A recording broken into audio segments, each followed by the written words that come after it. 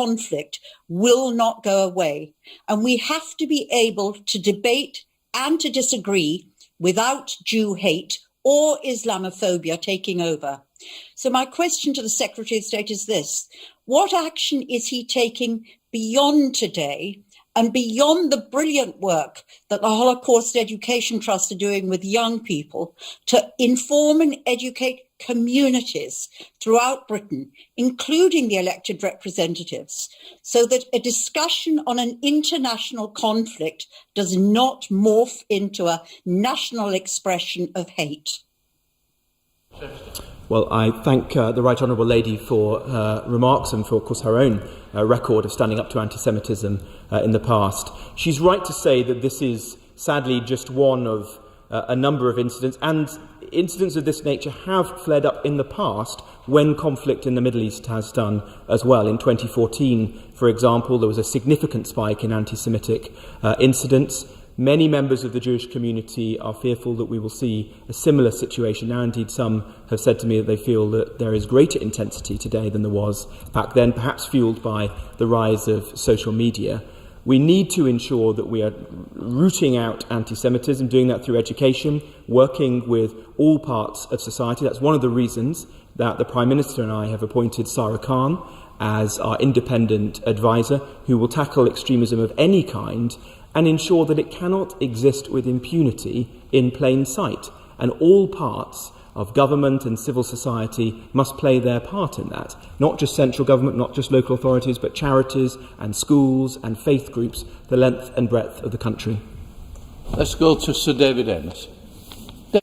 I very much agree with the remarks made by my honourable friend, the member for Harlow, but many Jewish people in Southend reported the disgusting scenes in North London over the weekend. I stand with them, and I'm frankly bemused how these events were allowed to happen in the first place. So would my right honourable friend agree with me that it is really more important than ever that the government continues to support the work of the Community Security Trust, which does such vital work to keep the Jewish community safe through the Protective Security Grant? I know money is tight, but will my right honourable friend ensure that sufficient funding is made available to the Trust to enable the Jewish community to worship safely and peacefully? The Community Security Trust has an absolutely essential role in supporting Jewish institutions like schools, nurseries, places of worship, frankly, places that should not need to have security. As the father of Jewish children, it shocks me every time I take my children to synagogue or to their nursery to see individuals stood there in stab-proof vests guarding the entrance to those places. That should not have to happen in this country, but it does today, and we will continue to support the Community Security Trust, giving them all of the funding that they need to protect Jewish communities. Thank you. Thank you, Mr. Speaker. The whole House will stand in solidarity with Jewish people across the country in the face of vile anti-Semitism, misogynistic hate speech, and violence and incitement as well. And no one should be in any doubt that attempting to blame Jewish communities for the actions of the Israeli government is appalling anti-Semitism and is wrong. The Minister will know that the kinds of incidents we saw over the weekend are also being fuelled by online anti-Semitism and extremism, and he'll have seen the recent CST report even on Google and on anti-Semitic imagery. What more is he doing to tackle this awful online anti-Semitism? Well, the Right Honourable Lady raises an extremely important point.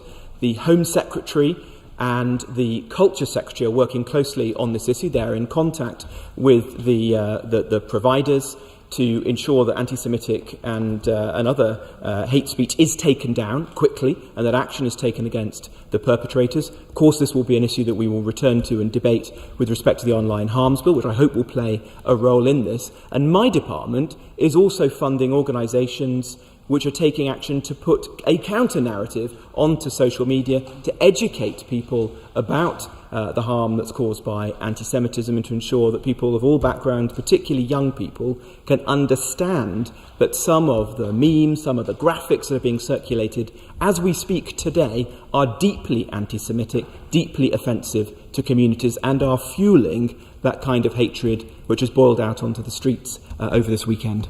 Simon Fell. Back to you, Mr. Speaker. While we've seen vile physical and verbal assaults against Jews in the real world, there's a deep well of anti-Semitic content, as my honourable friend has mentioned, online and on social media, which often goes unchallenged. Does my right honourable friend agree with me that these clear anti-Semitic messages cannot be allowed to continue? These memes are allowed to socialise and water down some of the horrific content online. And can he outline what action the government's going to take, not just against mainstream social media companies, but some of the smaller ones like BitChute and Telegram, where some of the worst content is shared? Yes, I think my honourable friend raised a number of important points there. It is not simply an issue of the large international providers, but there are also smaller ones as well. They all need to be subject to the regulatory regime that we are now devising, we'll be legislating for in respect of the online harms bill, but we will be taking action as we speak, and the Culture Secretary, the Home Secretary and I are working with those providers to ensure that harmful anti-Semitic content is seen and identified and removed as quickly as possible. Right, let us go to Wira Hobhouse. Thank you, Mr. Speaker. On behalf of the Liberal Democrats, I would like to add our unequivocal condemnation of all forms of racism and hate speech, including the appalling anti-Semitic abuse recorded on the streets of London. The Minister has already agreed that we must all actively condemn and confront all forms of inflammatory rhetoric by those with public platforms. But can he perhaps enlarge on how he would see the work of government encouraging us here and the public at large to go to that place where we can stop this absolutely appalling abuse and racial abuse and misogynistic hate crimes? Well, we're taking a number of actions in my department. We work with organisations right across society, including faith organisations, to ensure that those perpetrating abuse, discriminatory behaviour of this kind are brought to justice. And we want to ensure that we have a tolerant society. We're proud of the diversity in this country, but we also want a united one in which all people feel comfortable and safe. And that's why we're taking the actions that we're doing. That's why we're working with our hate crime action group with a number of organisations all over the UK to raise awareness and to stamp out this kind of abusive behaviour where we find it. Mr. Wakefield. Thank you, Mr. Speaker. Today, Jewish people in my constituency of Bury South and around the world will be gathering to mark the festival of Shavuot, and I wish them all a good but safe Yom Tov. As the member with the largest Jewish community outside of London, I've been contacted by constituents scared to take their children to shul due to the appalling scenes of anti-Semitism on the streets of the UK over the weekend. Will my right honourable friend agree with me that the Jewish community cannot be targeted due to the situation in the Middle East, and reassure the community in Bury South and across the country that the police will deal with all instances of anti-Semitism with the utmost of severity? Well, I hope I can provide that reassurance that police forces across the country, including in Greater Manchester, are taking action to ensure that there are patrols and where there are incidents that they are investigated and individuals are brought to justice where necessary. I was very concerned to see the intimidating scenes at the Arndale Centre in Manchester, and I wouldn't want to see those repeated. We want to provide protection to his constituents, and that's exactly what we will do. Let's go to Liz Saville-Roberts. Liz. Diolch yn fawr. Plaid Cymru has a long tradition of promoting peace over conflict and standing alongside oppressed people. This includes calling for the human right of people in Palestine and Israel to be able to live in peace. The language we use in politics matters, and everyone seeking peace knows that words used irresponsibly can be twisted into weapons. This week, Jews in the UK have suffered hate speech and threats and acts of violence both on the street and over social media. Does he agree that the online harms bill provides an opportunity to protect not only individuals, but also groups of people from hate speech which incites such violence? Well, I do think that the online harms bill outlined in the Queen's speech will be an important weapon in our arsenal, enabling us to take action against the virus of anti-Semitism and other forms of hate speech where they occur online. That's absolutely critical. We do find it in many other aspects of our life as well. That's one of the reasons that we've pursued the IRA definition and have urged institutions to sign up to it, like councils, like universities, and of course members of this House as well. There is more work to be done there, and a particular focus for this government will now be in universities. There are many which have not signed up to that definition. There are many that have, but have not yet put it into practice. We need to see urgent change there. Let's go to Steve Double. Thank you, Mr. Speaker. Can I welcome and indeed echo the words of the Home Secretary at the weekend in urging the police to take the strongest possible action against those responsible for these horrific and totally unacceptable incidents of anti-Semitism. Can my right honourable friend confirm that his department will work closely with the Home Office to ensure all those responsible will be held to account and face justice as soon as possible? Well, anti-Semitic crimes, like all those with regard to racism, are serious crimes, and we expect police forces investigating these issues to do so rigorously, robustly and swiftly, and for action to be taken against the individuals if they're found to require prosecution. My right honourable friend, the Home Secretary, is working with the Metropolitan Police and has received assurances from them that they'll be doing everything that they can to bring these individuals to justice. Let's go to Charlotte Nichols. Charlotte. Thank you, Mr. Speaker. Last night, Jewish communities across the country began our celebrations for the Festival of Shavuot, and I wish all of those marking it a Chag Sameach. Scenes of anti-Semitic and misogynist abuse yesterday have been incredibly disturbing and caused significant alarm and distress, coming off the back of a rise in hate crime incidents, both online, physical attacks and desecrations of our places of worship. I've been heartened by unequivocal condemnations from across society, including by the Muslim Council of Britain and the Palestinian ambassador in the UK, as they recognise that all racisms and oppressions reinforce one another, cannot be fought in isolation from each other, and that we all have more in common than that which divides us.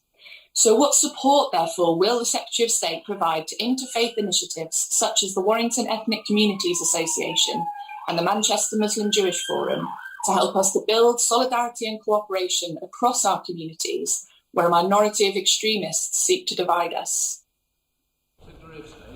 Well, I thank the Honourable Lady and wish her Chag Sameach as well.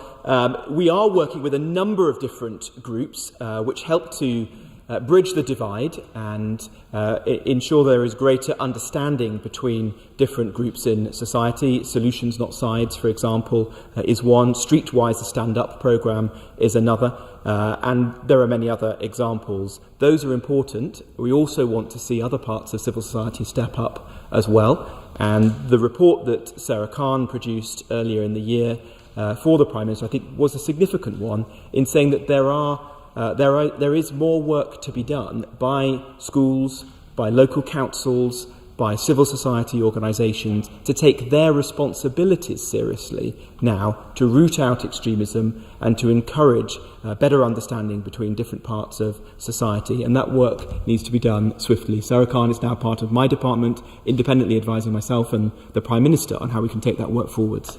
Thank you, Mr. Speaker, and thank you for granting this urgent question. Like many members around the House, I saw the scenes in North London unfolding yesterday on social media and obviously was completely appalled. While those were unfolding, the Metropolitan Police tweeted that officers are in the area and are engaging with those taking part. Now, I don't wish to condemn the Metropolitan Police for one misjudged tweet in the heat of the moment, but does my right honourable friend agree with me that that tweet does miss the mark entirely, did not take it what happened yesterday as seriously as it needs to? I welcome the arrests that have taken place, but does he agree with me and the Home Secretary that we really need to see the strongest possible action against all those who took part in those disgraceful scenes yesterday?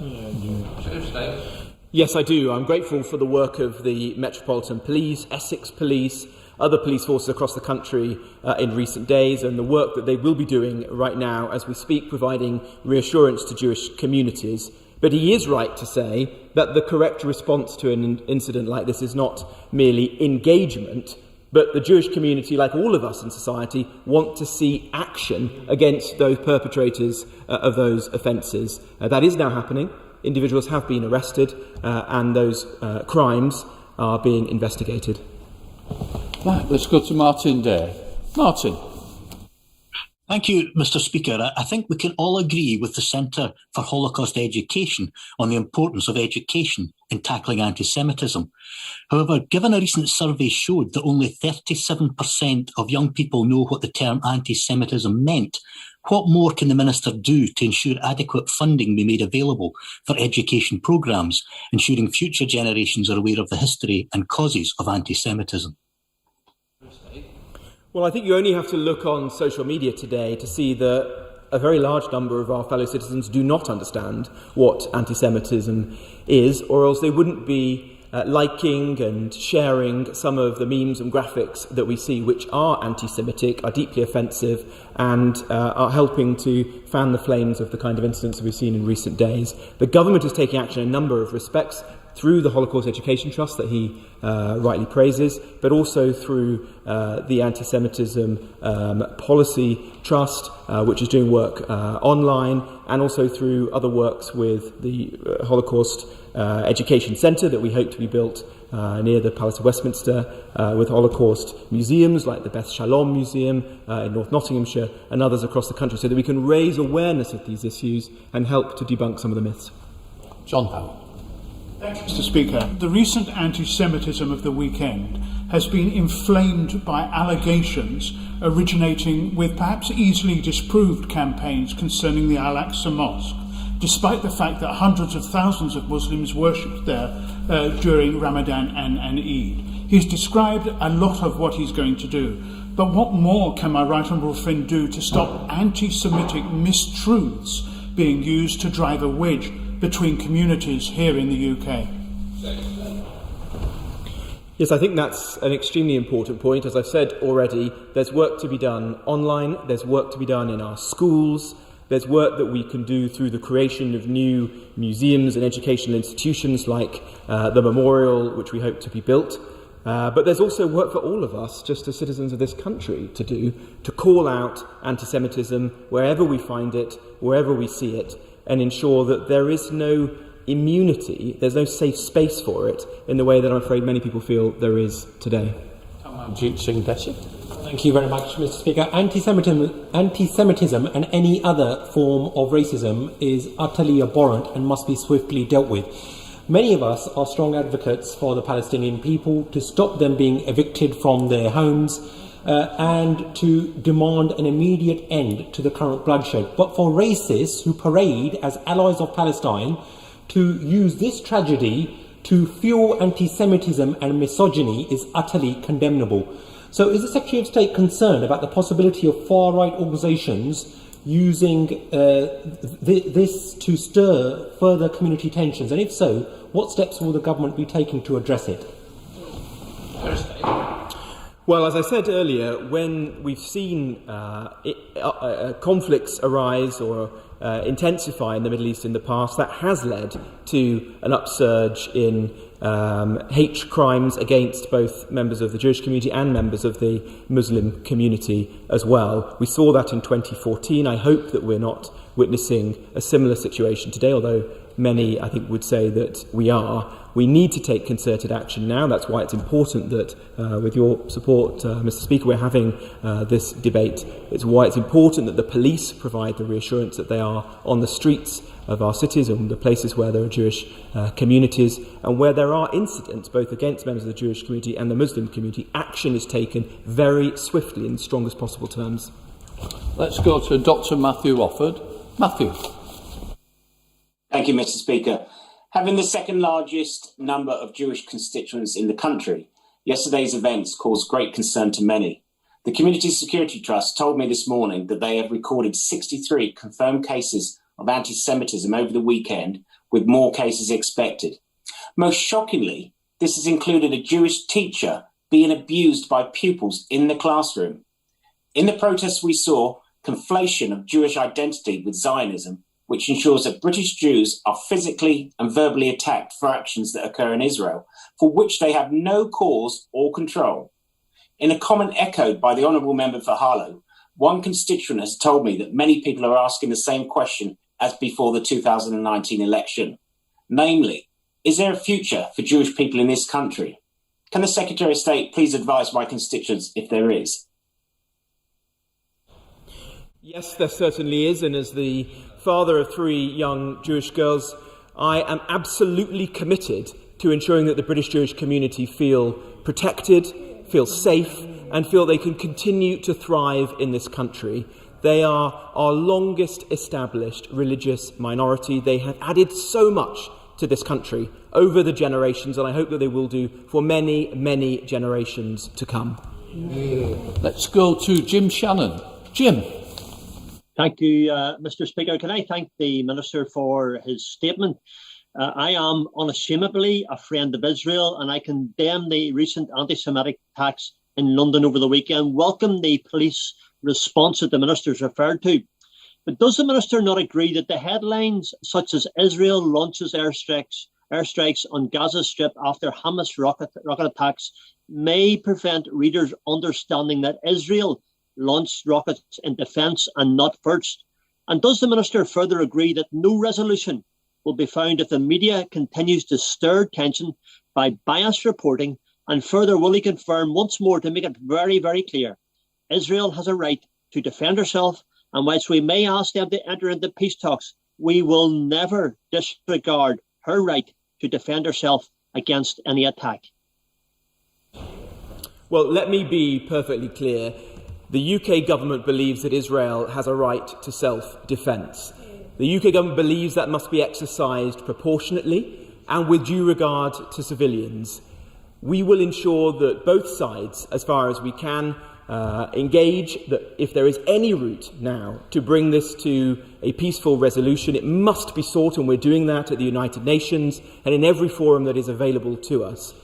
But we will also condemn any form of anti-Semitism that we see in this country. Jewish citizens are citizens of the United Kingdom. They're not in any way responsible for the actions of the Israeli government, whether they be good or bad. They are citizens of the United Kingdom. They deserve our complete support, and they have it today. Let's go to Tulip Siddiq. Tulip.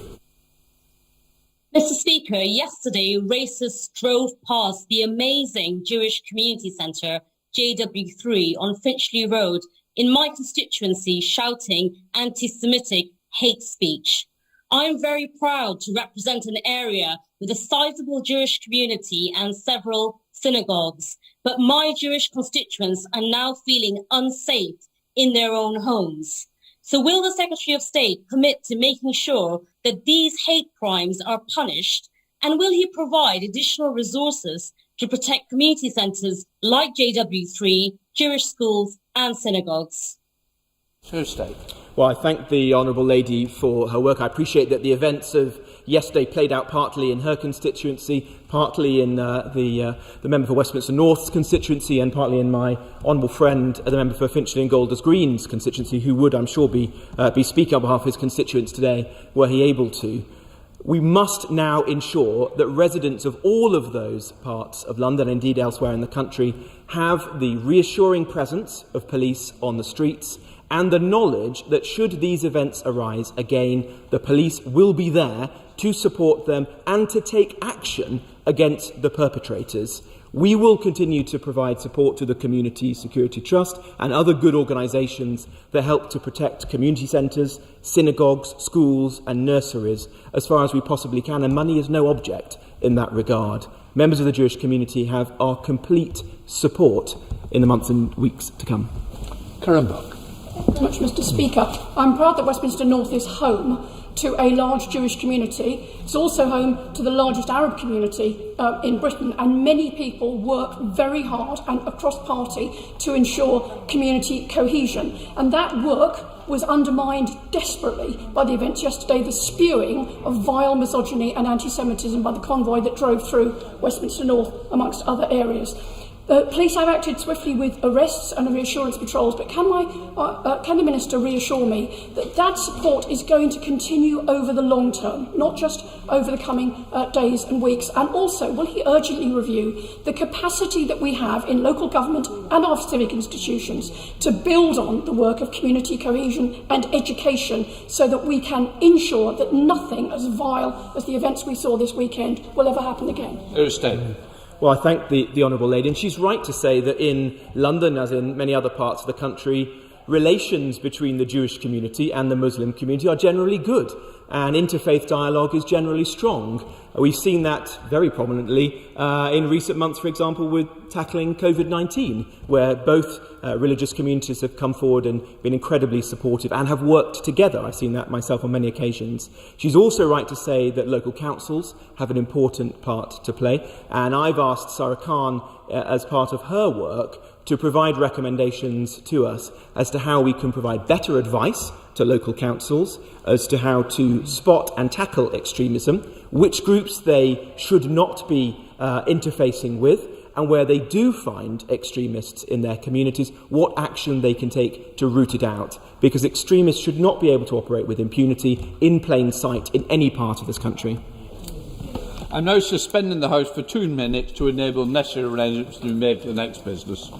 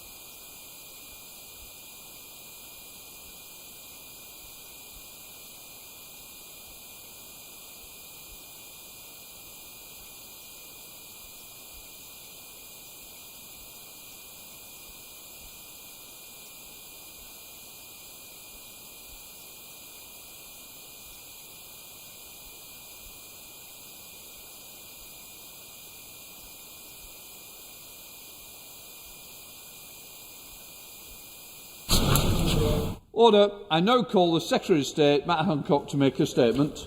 Secretary of State. Thank you very much, Mr. Speaker. With permission, I'd like to make a statement on coronavirus. Since January last year, and especially since December the 8th, when the world's first clinically authorised coronavirus vaccine was given in Coventry Hospital, we've been engaged, all of us, in a race between the virus and the vaccine. As a nation, we've taken some huge strides forward, and we can make careful further progress today, and we must remain vigilant. I can report to the House that there are now fewer than 1,000 people in hospital in the United Kingdom with coronavirus, and the average number of daily deaths is now 9. This progress means we're able to take step 3 in our roadmap today, carefully easing some of the restrictions that we've all endured. People have missed the things that make life worth living, businesses have endured hardship, and everybody has made sacrifices.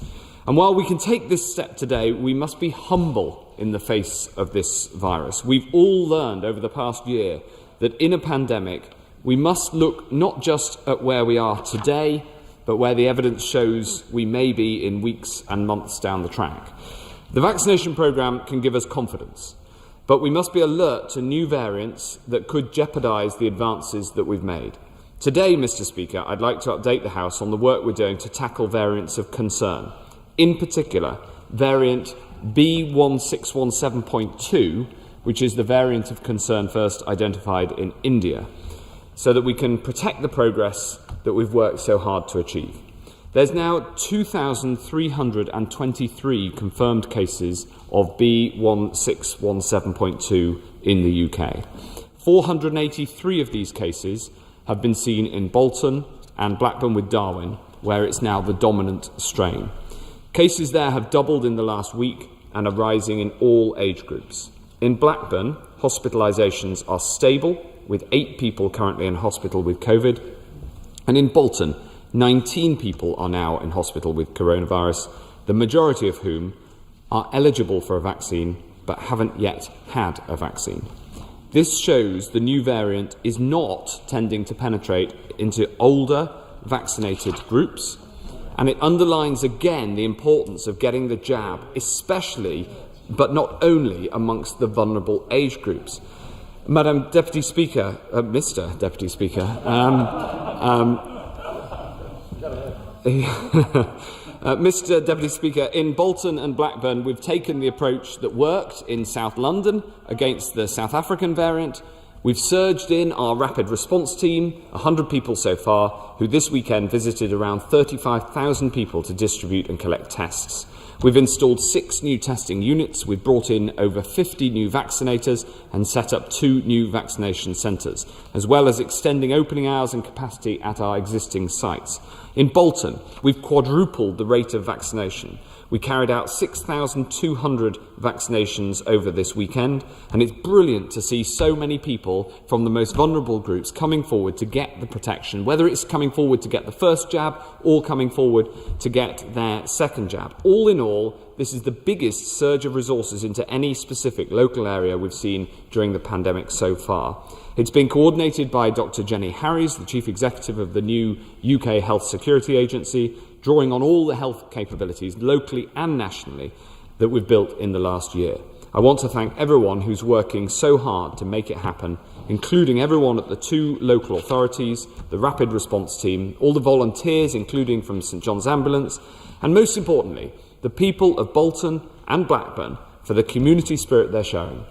It's been really heartening, I'm sure the whole House will agree, to see the videos that have been published over the weekend of people queuing up to get the jab. And to anyone who feels hesitant, not just in Bolton or Blackburn, but to anyone who feels hesitant about getting the vaccine right across the country, just look at what's happening in Bolton Hospital, where the majority of people in hospital with coronavirus were eligible for the jab but have chosen not yet to have the jab and have ended up in hospital, some of them in intensive care. Vaccines save lives, Mr. Deputy Speaker. They protect you, they protect your loved ones, and they will help us all get out of this pandemic. Mr. Deputy Speaker, this isn't just about Bolton and Blackburn. There are now 86 local authorities where there are 5 or more confirmed cases. The next biggest case of concern is Bedford, where we are surging testing. And I would urge everybody in Bedford to exercise caution and engage in testing where it is available. Mr. Speaker, Deputy Speaker, I also want to tell the House the latest scientific assessment of this variant. The early evidence suggests that B1617.2 is more transmissible than the previously dominant B1117 variant. We do not yet know to what extent it's more transmissible. And while we also don't have the complete picture on the impact of the vaccine, the early laboratory data from Oxford University corroborates the provisional evidence from Bolton Hospital and the initial observational data from India that vaccines are effective against this variant. This, of course, is reassuring, but the higher transmission poses a real risk. All this supports our overriding strategy, which is gradually and cautiously to replace the restrictions on freedom with the protections from the vaccines. The data suggests that the vaccine has already saved over 12,000 lives and prevented over 33,000 people from being hospitalised. And we're protecting people at a very rapid pace. Last week was the biggest week of vaccinations since the end of March. 36 million people have now had a first dose, and yesterday we reached the milestone of 20 million people having had their second dose across the UK.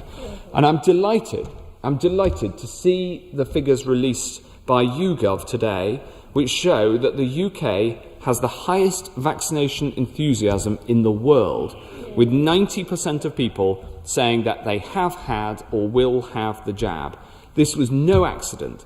We began planning the campaign for vaccine uptake a year ago, and I want to thank the huge range of people involved in promoting the benefits of vaccination, from Her Majesty the Queen to Sir Elton John and Harry Redknapp and Sir Lenny Henry, Holly Willoughby and Lydia West, and many, many others.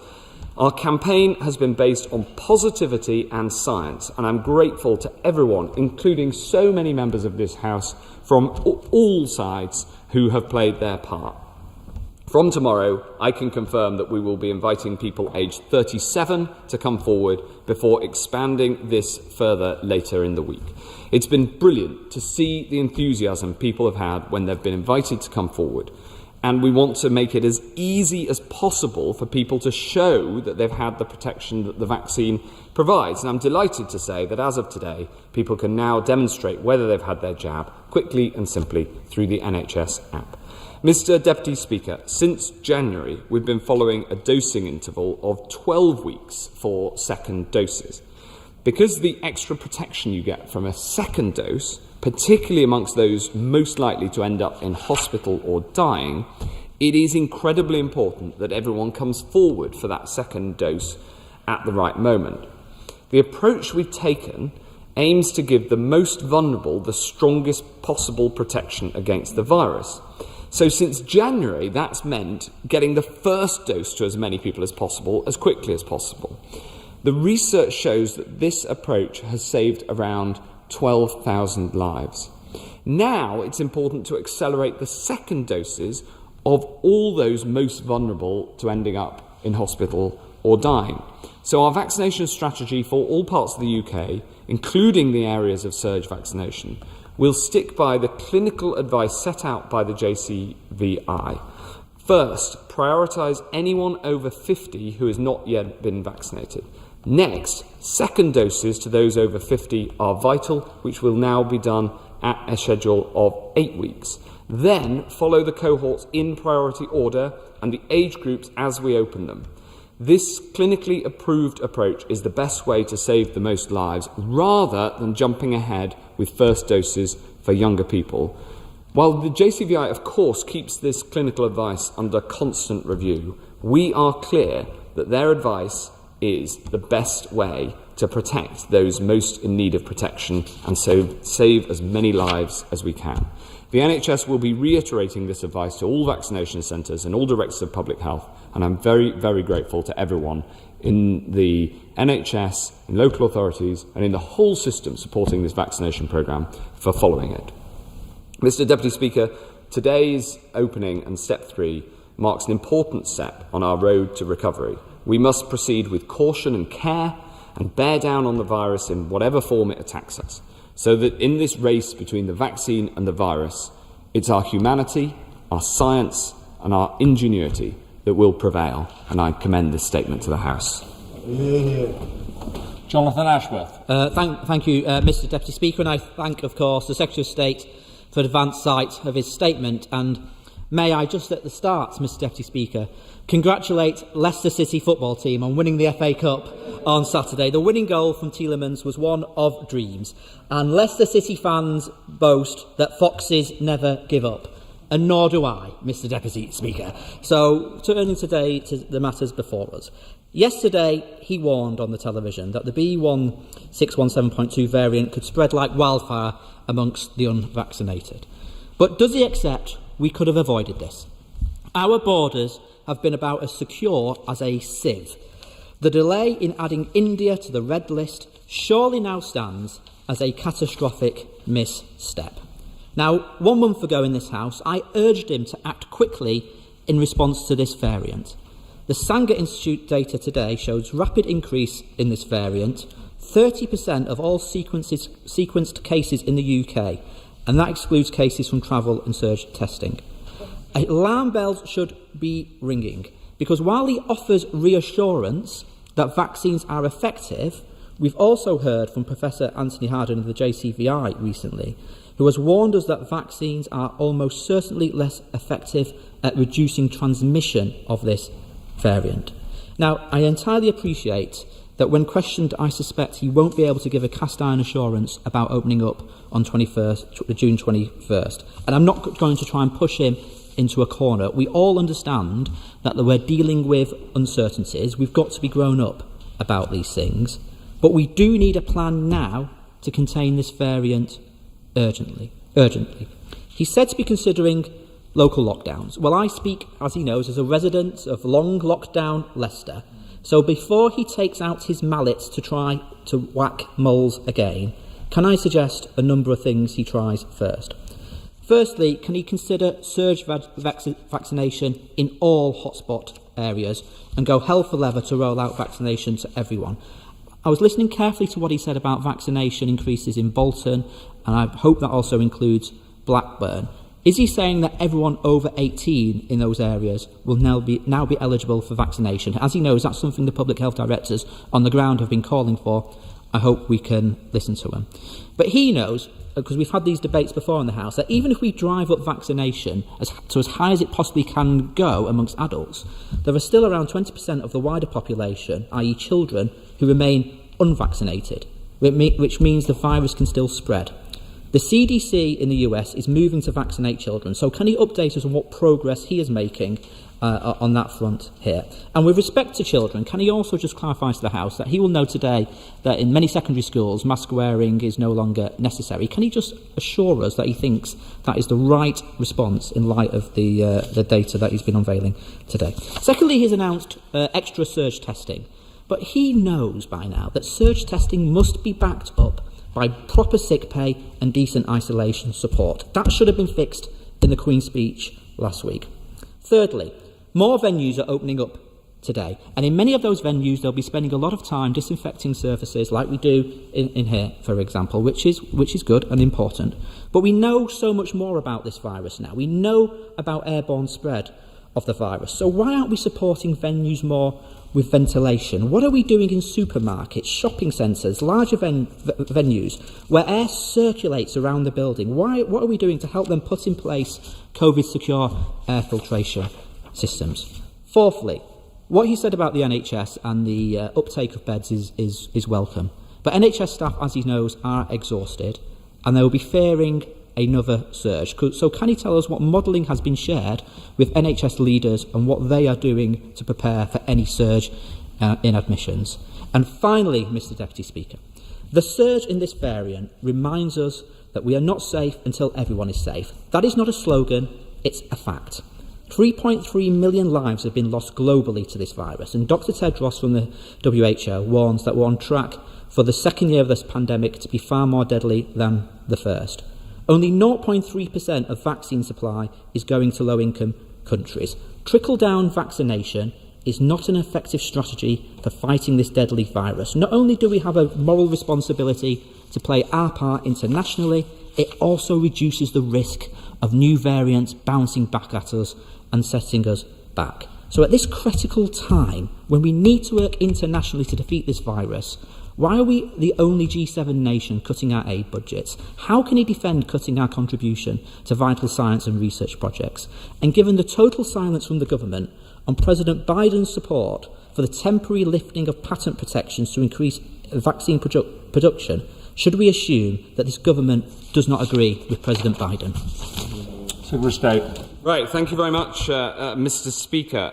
If I address the substantive questions that he asked, the first question was about the surging of both vaccines and testing into these hotspots.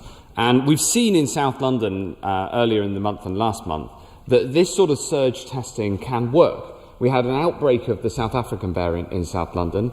We put in over 200,000 tests, and we effectively managed to contain that outbreak.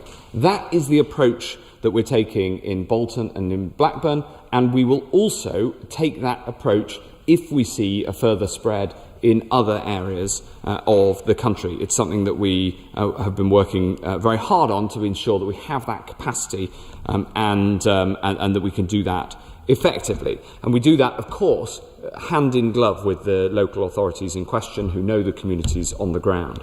We're also making sure that we have the vaccines available. But I want to be absolutely crystal clear about the approach to vaccination, because he asked about vaccinating all over 18s in Bolton and in Blackburn. That is not our approach. I have looked into it in great detail and we have taken clinical advice. The approach is to make sure we get as many second vaccinations done as possible, as many first vaccinations amongst the vulnerable groups, and then as many vaccinations as possible for those eligible groups who are under the age of 50. And the reason that we've taken this approach is because that is what is most likely to save most lives. That second jab is absolutely vital. And of course, the first jab for anybody over 50 could be the difference between life and death. And so the very strong focus is to get the vaccine into to all those over 50s who have not yet taken the first jab. And I'm glad to say that there are reports from both Bolton and Blackburn that uptake amongst people who are eligible but haven't yet got the jab has increased since we saw the rise of the B1617.2 variant in those areas. I think because it's effective in proving to people that the jab really does work to protect you. That is what the data shows. He asked about children. I've been closely following the results of the clinical studies from Pfizer that show that the vaccine is safe and effective amongst children between the ages of 12 and 18. We have procured enough Pfizer to be able to use the Pfizer jab and offer it to children, should that be clinically approved here. But given that we're at the stage of opening tomorrow to people aged 37, there's some time to go until we'll reach to 18-year-olds. We're on track to meet the target of offering the vaccine to all those aged 18 and above by the end of July. So we have a couple of months before we need to make and operationalise a decision, and we want to be very, very careful and sensitive around whether and how to offer the vaccine to children. He asked about wider measures which are important. Ventilation, he mentioned, and we have put in place guidance for businesses in terms of strengthening the rules around ventilation, and that too is important. He did a bit of a Captain Hindsight act, I thought, on when it came to the Indian variant. He didn't seem to mention that we put India on the red list before this variant was deemed a variant even under investigation, let alone a variant of concern.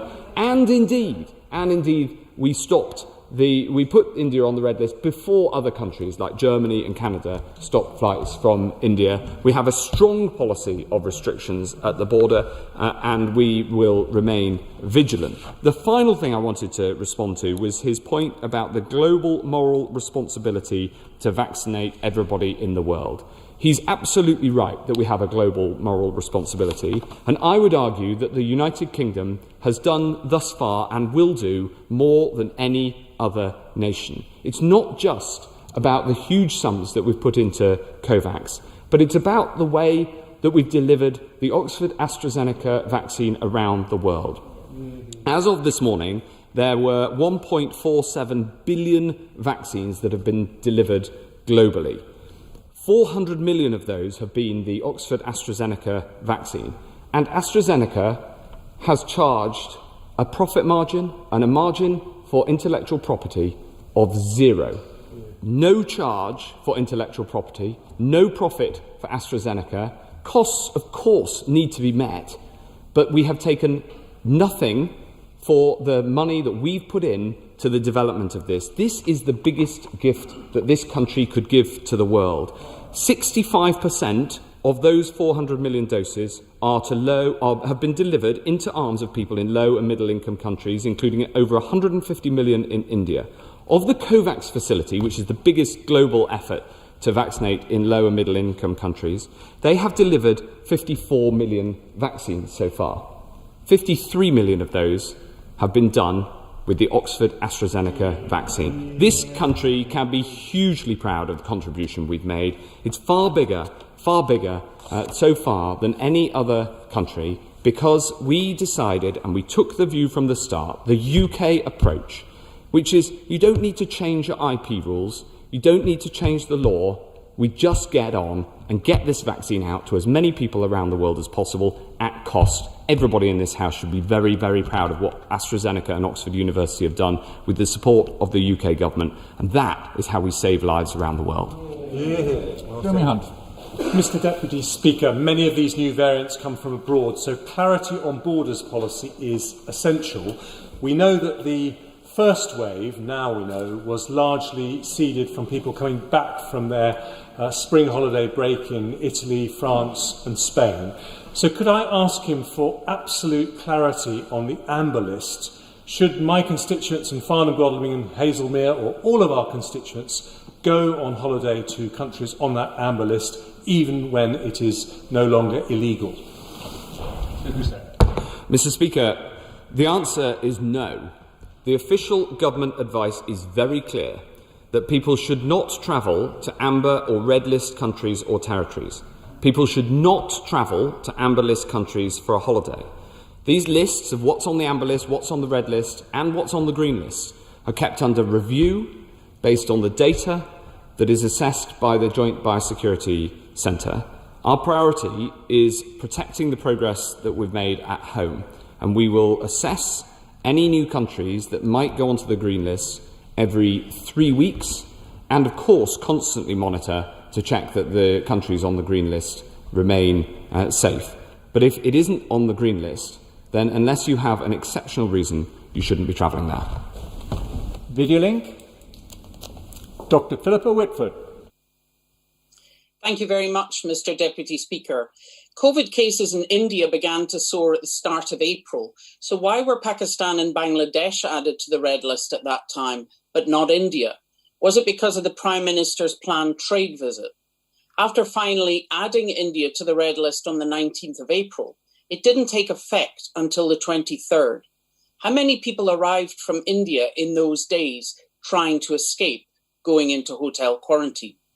When I previously raised the issue of applying hotel quarantine to all travellers, the Secretary of State claimed the current system was protecting the UK. Does he now accept that the entry and community spread of the Indian variant shows this simply isn't the case, and that having a negative test doesn't rule out that travellers are carrying COVID? SAGE has stated that evidence shows the B1617.2 Indian variant is up to 50% more infectious than the Kent variant, and have advised that, as in Scotland, areas with rising cases should remain under COVID restrictions. The Indian variant has been doubling every week despite lockdown. So why is he ignoring sage advice and opening up areas like Bolton that have exponential growth? Thankfully, this variant doesn't show significant vaccine resistance, but he must know it isn't possible to outrun the virus through vaccination alone. With those up to 35 not eligible for surge vaccination, this leaves a large pool of unvaccinated people in whom the variant can spread. And even those who receive a vaccine in the coming weeks, it will take 2 to 3 weeks before they are protected. Does he not accept that this variant is in danger of surging and that without local travel restrictions will spread to other areas?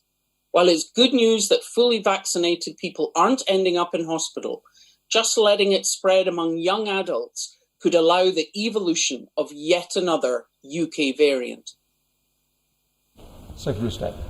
Thank you, Mr. Deputy Speaker. I answered these questions in the response to the honourable gentleman.